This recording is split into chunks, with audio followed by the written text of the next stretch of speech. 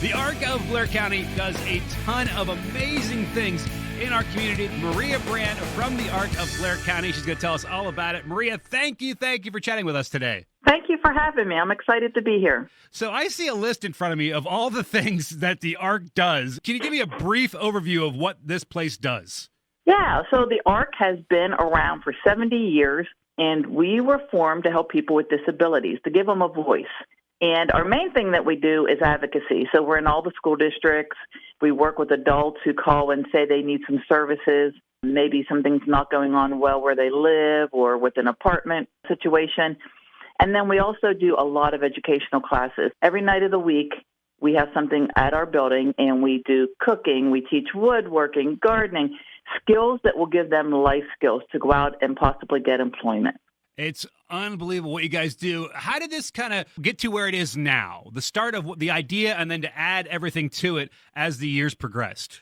Well, first and foremost, credit deserves to the founders, and that was very grassroots.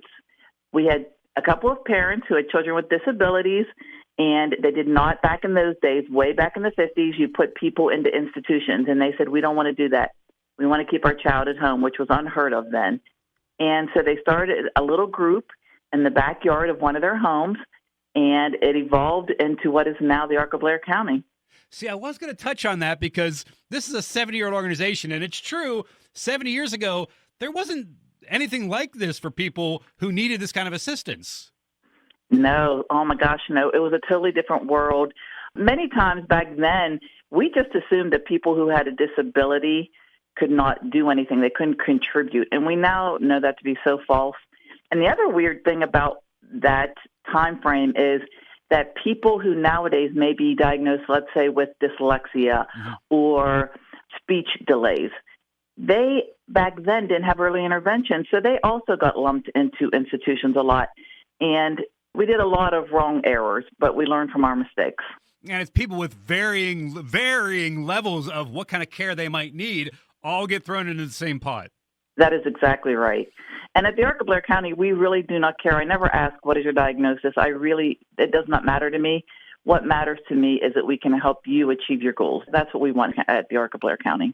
So if somebody comes in and they say, either it's a student or a parent or somebody that come in and say, I would like to work on being more conversational or more comfortable in a public, or I would like to learn how to do basic household tasks, anything like that, that's something you can help them with. Yes, we either will source them to an agency that can do that, or we will provide a program here. Yes. Absolutely unbelievable. How did you get involved with this program? Actually, I had a neighbor growing up. She was close to my age, and I watched what her parents did for her. They did not allow this young girl to be thought of as anything else than typically developing as the rest of us. And so at a very young age, I was taught what inclusion would look like. And that always stayed with me. A salute to those parents. Yes, they were very, very front thinkers. I will tell you that, because even today, we still struggle sometimes with parents who want to coddle their children, which I totally understand. Yeah. You want to keep them safe. But the best way is to educate them and allow them to tell you what they want.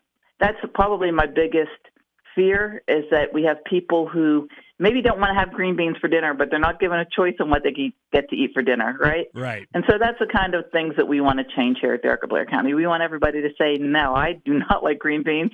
Could I have broccoli? Or I guess probably most people would have that reversed. Most people won't want broccoli, but whatever. See, I'm always weird with veggies. I'll go with either one.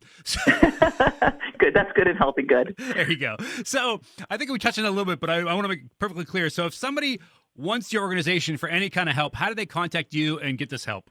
The easiest way is probably through our website, because there is a contact information button there. And our website is thearcblair.org. And that's where I would drive everyone to get our history, to find out the programs that we have, see if there's interest. And we encourage everyone to try it out. Come and see if you like what we do.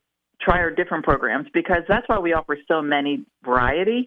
Not everyone is going to enjoy pickleball, for example, where not other people may not enjoy learning to play West African drums.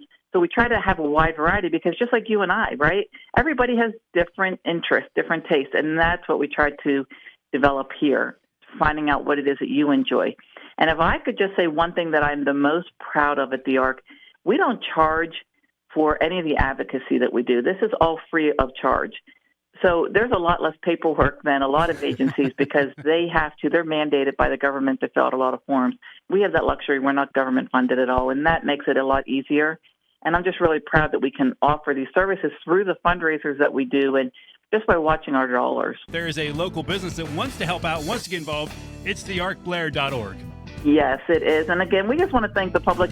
We just want to say thank you for letting us help you for 70 years. We just thank the community so much for your support.